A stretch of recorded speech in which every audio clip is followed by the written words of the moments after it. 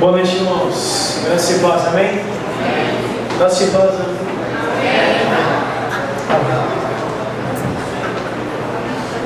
Te convido a abrir a sua Bíblia aí em 1 Coríntios, capítulo 15.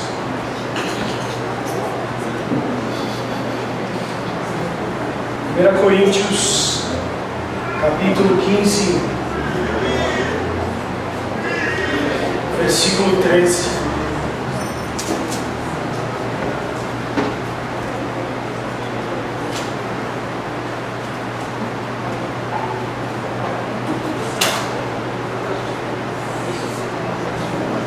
Normalmente nós ceamos lá no retiro na terça-feira, mas esse ano, porque não tivemos batismo, nós transferimos esse momento da ceia para hoje, excepcionalmente o segundo domingo de fevereiro. E eu, então, ficava pensando sobre a ceia, falar sobre a ceia cada domingo, primeiro domingo de cada mês é um desafio, porque é o mesmo assunto 12 vezes no ano. Enquanto eu pensava sobre isso, me veio esse versículo, 1 Coríntios 15, e as palavras de Paulo que de alguma maneira se misturam também com o que nós vimos lá no retiro, porque é pão que temos aqui nessa noite e cálices hoje coloridos, com um pouquinho de suco de uva, que simboliza o vinho, que simboliza o sangue de Jesus. Só que Paulo está dizendo em 1 Coríntios 15, 13, 14: se não há ressurreição dos mortos, então nem mesmo Cristo ressuscitou. E se Cristo não ressuscitou, é inútil a nossa pregação, como também é inútil a fé que vocês têm. Se não existe ressurreição, então significa que Cristo não ressuscitou. E se Cristo não ressuscitou, então pregamos de maneira inútil. E também aquilo que cremos se torna inútil, e o que cantamos é inútil, estarmos aqui nessa noite é inútil, e compartilharmos do pão e do cálice, trocarmos o cálice, comermos o pão e o cálice também é inútil. Porque o que faz com que Jesus seja reconhecido como Messias e como Filho de Deus, talvez a cereja do bolo de todo o ministério de Jesus, que esteve ali, claro, operando milagres, fazendo maravilhas, mas nós sabemos que existiam outros que se diziam profetas ali, outros que se diziam curandeiros e outras coisas, mas o que faz realmente a nossa fé ter uma base, um apoio, é porque no terceiro dia a morte não pôde detê-lo. E saber que Jesus ressuscitou e vivo está aqui nessa noite, recebendo o nosso louvor e a nossa adoração, faz com que essa mesa não seja mais uma mesa, não seja um simples pão, um simples suco de uva. Esse momento da ressurreição de Jesus, irmãos, não é algo que aconteceu mentalmente no interior dos discípulos, dos seguidores de Jesus, dias após a sua crucificação, mas algo aconteceu naquele lugar, algo que trouxe algumas lembranças físicas. Nós podemos lembrar que o túmulo está vazio, eu estive lá, e o túmulo não tem ninguém lá. Nós podemos lembrar de um pão partido em Emaús. Nós podemos lembrar de pegadas na areia à beira do lago. Apocalipse, capítulo 1, versículo 17 e 18. João escreve o seguinte: quando o vi, caí aos seus pés como morto. Então ele colocou sua mão direita sobre mim e disse: não tenha medo, eu sou o primeiro e último, sou aquele que vive. Estive morto, mas agora estou vivo para todo o sempre, e tenho as chaves da morte e do Hades, ou do inferno. Jesus está dizendo: oh, eu estive morto sim, por alguns momentos, mas eu estou vivo. Eu sou aquele que vive, e eu estou vivo para todo o sempre. Irmãos, os primeiros seguidores de Jesus, aqueles que participaram desse momento, conseguem ter uma clareza e uma confiança em relação a essa ressurreição.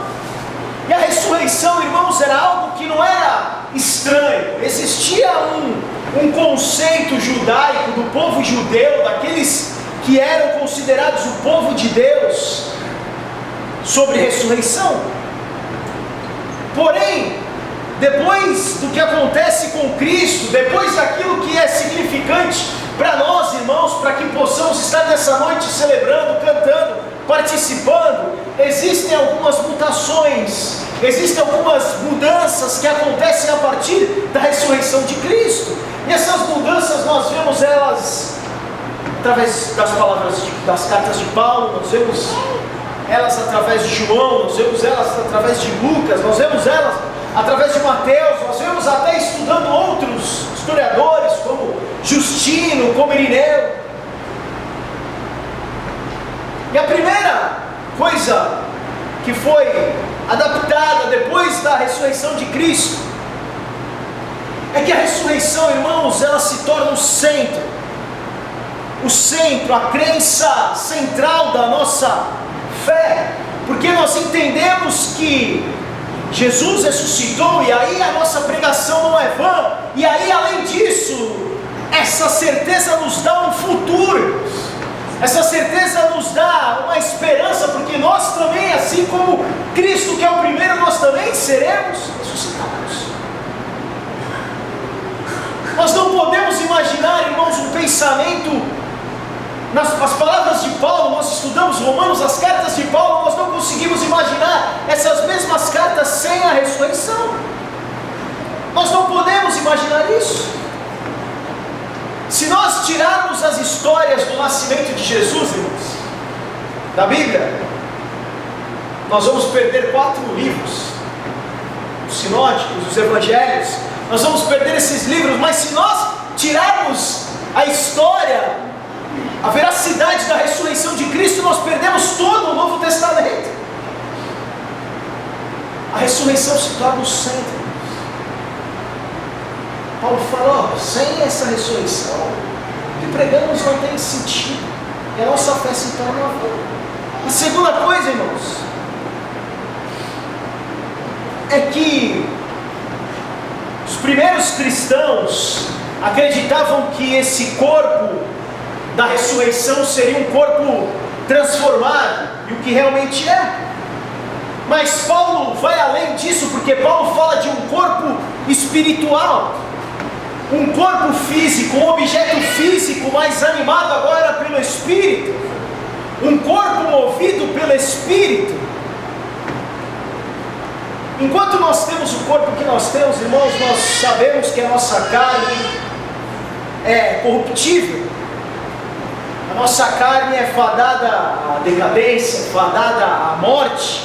Mas o corpo de Cristo ressurreto não, é um novo corpo. Nós teremos esse corpo, um corpo que será incorruptível. A terceira coisa, irmãos, é que para os judeus a ressurreição aconteceria uma única vez. Mas após Jesus nós vemos que esse momento se dividiu em 2 partes. A ressurreição de Cristo, que acontece no meio da história, e a ressurreição final do seu povo, onde nós iremos ao final da história também ressuscitarmos. Quarta coisa, irmãos, é que esse estudo do final, essa coisa da ressurreição, essa escatologia, que é o estudo das coisas que estão por vir, ela se torna colaborativa, porque a ressurreição começa em Jesus. e será concluída quando nós participarmos dessa ressurreição final.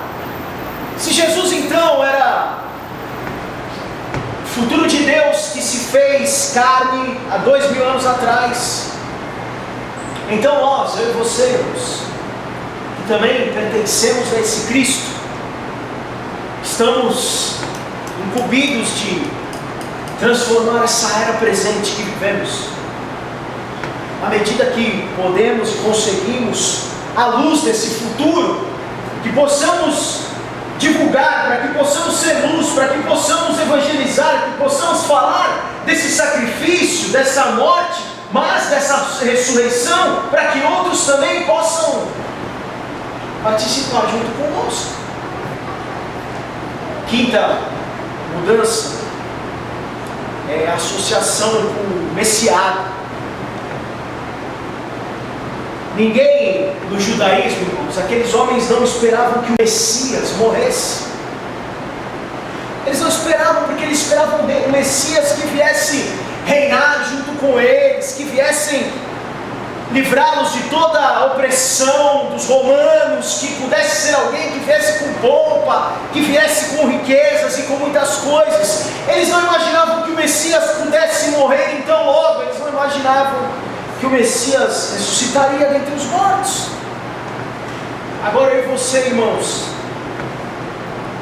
entendemos que Jesus é o Messias, entendemos isso por causa então, precisamente da sua ressurreição.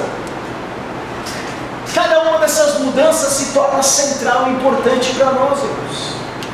Ainda assim, essa fé que nós temos e cantamos, e o que nos motiva a participar, irmãos, encontra muitas coisas contrárias. Muitas coisas. A primeira delas é que normalmente os escritores dos evangelhos e o próprio Paulo se esforçam muito para justificar as suas afirmações e as suas colocações, buscando uma referência sempre lá no Antigo Testamento. Lá no Antigo Testamento. Agora os 4 evangelistas, Mateus, Marcos, Lucas e João,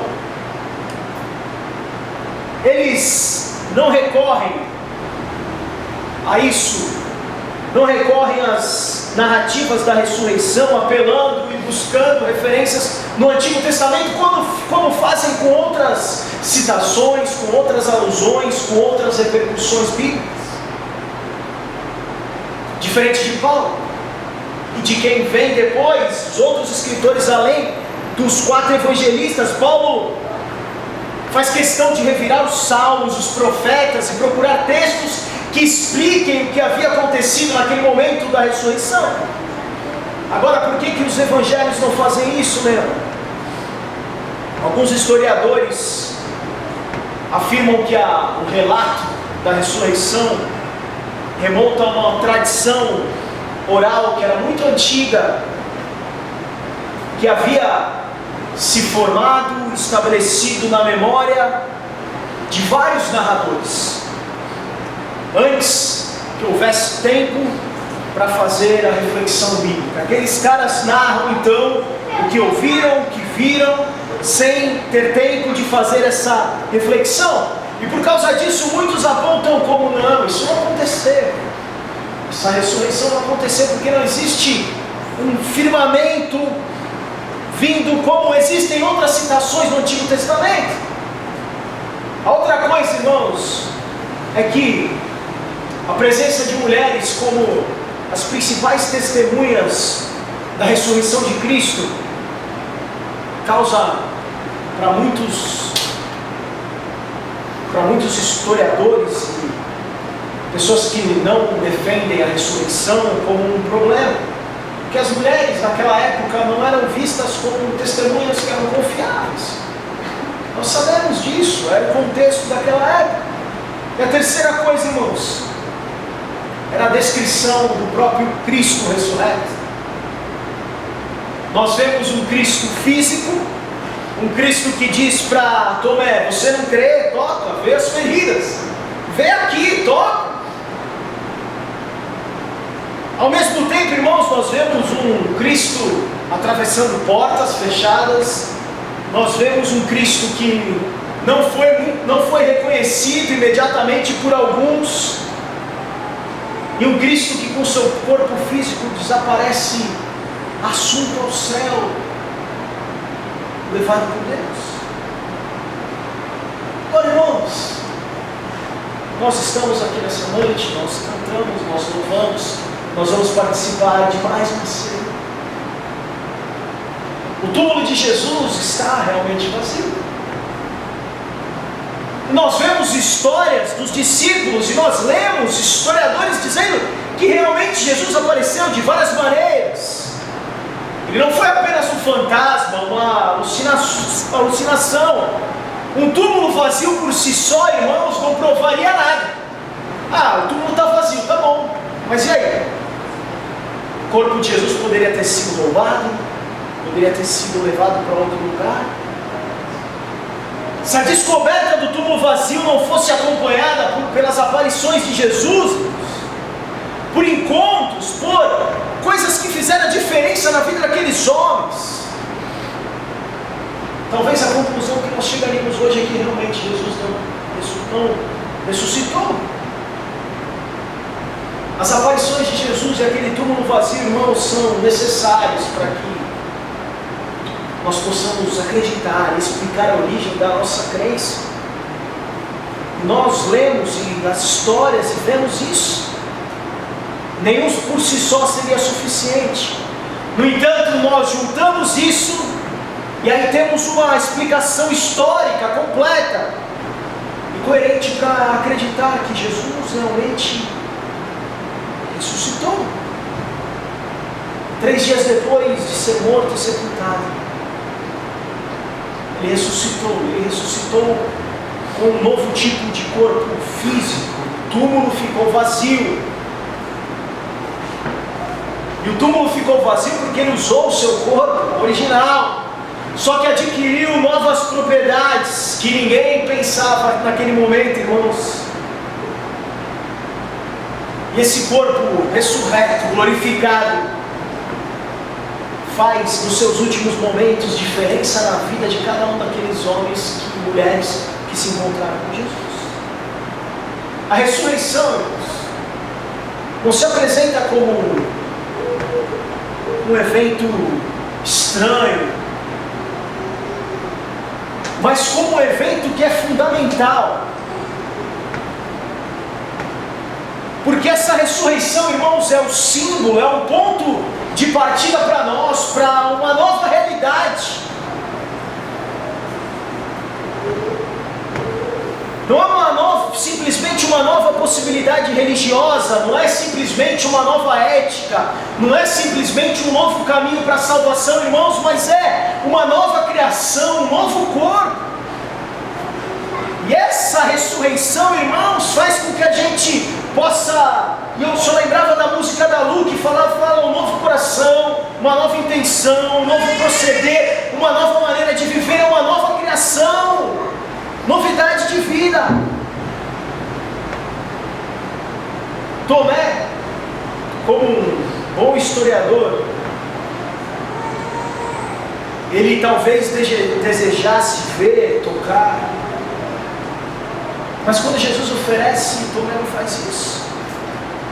Ele transcende então o tipo de conhecimento que ele teria, irmãos, encostando no corpo de Jesus.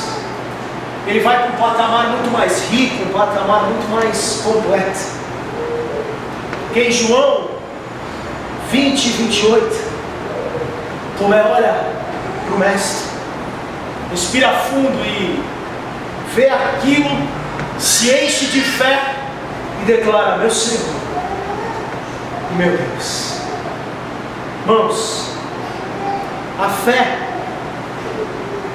a nossa fé, a fé no Jesus que ressuscitou dentre os mortos, inclui, irmãos, o que chamamos de história e o que chamamos de ciência. Isso se mistura tudo é misturado. Esse tipo de fé, irmãos, é a fé num Deus que criou todas as coisas, e a fé num Deus que prometeu colocar todas as coisas em ordem lá no final. É o Deus que ressuscitou Jesus dos mortos, deixando várias evidências, deixando várias histórias. A ressurreição se torna para nós, irmãos, um evento que é decisivo, um evento que é central, um evento que fala dessa nova criação, de um mundo que está nascendo agora, a partir da inclusão de cada um de nós como parte da família de Deus. A ressurreição de Cristo foi, irmãos, o começo dessa nova criação de Deus. Outro cara que estava presente lá, ele nega Jesus 3 vezes. E quando ele faz isso, irmãos, ele prefere viver no mundo normal, no mundo onde parecia que os tiranos venceriam no final, porque Jesus tinha sido preso, tinha sido condenado. Porém, quando Jesus ressuscita no 3º dia, irmãos, Pedro é chamado para viver de um mundo novo, um mundo diferente. O mesmo mundo onde Tomé é chamado e fala: toca, veja com teus próprios olhos, um novo tipo de fé, uma nova situação, uma esperança renovada até para o próprio Paulo, que encontra Jesus naquela estrada indo para Damasco. Pedro é chamado para uma nova realidade, para um novo tipo de amor, é um amor que acredita na ressurreição. João 21, versículo 16, Simão, filho de João, você me ama? E existe muita coisa envolvida nessa pergunta. É um convite pessoal, é um desafio, é a reconstrução de um relacionamento, de um ser humano, depois de passar um momento de deslealdade, um momento de desgraça. Mas tudo isso, irmãos, envolve para nós novidade, algo novo nas nossas vidas, um novo mundo. E essa ressurreição, irmãos, renova para nós essa fé, renova esse amor e nos dá a garantia de perdão, nos dá a garantia do poder de Deus, porque o Filho de Deus que morreu, e como diz em Apocalipse, ele foi lá no inferno e resgatou.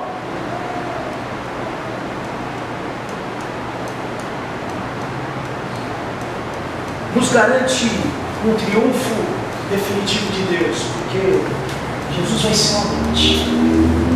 Lá no futuro nós também reinaremos e venceremos também. Isso, irmãos, essa ressurreição, que é o que faz que você estejamos aqui nessa noite, é o que faz com que essa mesa tenha significado para nós. Essa ressurreição possibilita que você possamos encarar o nosso pecado, irmãos, o nosso passado, confiantes no perdão de Deus, através daquele que morreu pelos nossos pecados, mas está vivo, porque ressuscitou.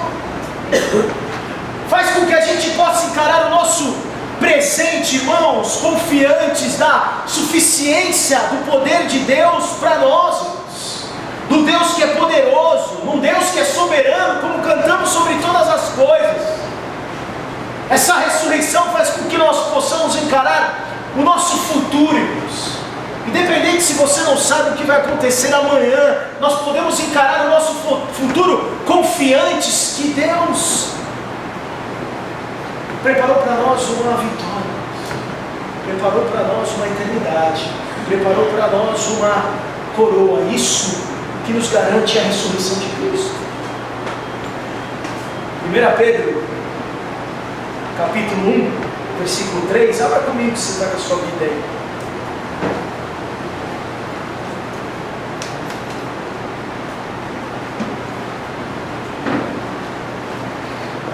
Pedro, capítulo 1, versículo 3 ao versículo 5, diz o seguinte: bendito seja o Deus e Pai de nosso Senhor Jesus Cristo. Conforme a sua grande misericórdia, Ele nos regenerou para uma esperança viva, por meio da ressurreição de Jesus Cristo dentre os mortos, para uma herança que jamais poderá perecer, macular-se ou perder o seu valor, herança guardada nos céus para vocês que, mediante a fé, são protegidos pelo poder de Deus, até chegar à salvação prestes a ser revelada no último tempo. Fomos regenerados, irmãos. Há uma herança que não pode perecer, há uma herança guardada nos céus, protegida por Deus, até que a salvação venha. E tudo isso, irmãos, por meio da ressurreição de Jesus Cristo. Por meio da ressurreição, a morte não pôde detê-lo, e ao terceiro dia ele venceu a morte e vive está. E hoje então nós podemos participar, irmãos. Nós podemos participar não de uma lembrança histórica, irmãos, mas nós podemos participar de um momento vivo, porque nós lembramos da morte, mas nós lembramos que o Deus que nós cantamos e que nós servimos é um Deus que está vivo, está presente aqui. E aí nós podemos celebrar isso, irmãos. Nós podemos celebrar então a morte, celebrar a ressurreição e celebrar Jesus, o Cristo vivo. Podemos celebrar essa nova vida, podemos celebrar essa nova criação de Deus que eu e você fazemos parte. Tudo isso, irmãos, porque Cristo ressuscitou no terceiro dia.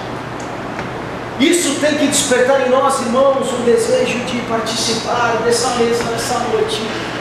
Não como mais uma mesa, não como uma lembrança, vamos lembrar de Jesus. Não, irmãos, nós participamos nessa noite, nós celebramos nessa noite a ressurreição do Cristo, nós glorificamos um Cristo que está vivo.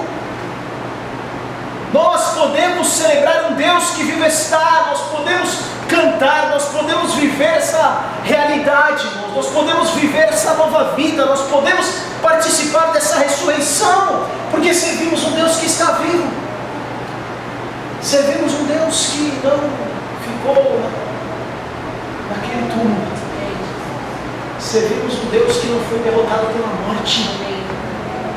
Nós servimos, cantamos, vivemos e participamos nessa noite celebrando o Deus que está vivo. Não é mais um pão, não é só um pão, não é só um suco, mas é a celebração da ressurreição de Cristo. Nós podemos nessa noite então glorificar e agradecer, porque é por causa dessa ressurreição que nós fomos, como diz o texto de 1 Pedro, regenerados. É por causa dessa ressurreição, irmãos, que nós temos uma herança guardada para nós, mediante a fé, aguardando que essa salvação seja revelada lá no último tempo. Enquanto isso nós perseveramos com essa esperança eterna, pegados, irmãos, na certeza que o nosso Deus está vivo. O nosso Deus está vivo. E se Ele ressuscitou, então a nossa fé não é vã, a nossa pregação não é vã. E o que nós fazemos nessa noite tem muita vida, porque nós celebramos um Deus que é vivo. Nós podemos ouvir um Deus que é vivo, nós podemos glorificar um Deus que é vivo, nós podemos celebrar, nós podemos trazer a memória de um Deus que está vivo e está presente nessa noite. E glorificamos a Deus por isso, porque esse sacrifício fez com que nós pudéssemos participar, fazer parte de tudo isso para a honra e glória do Senhor. Feche os teus olhos. Vamos orar.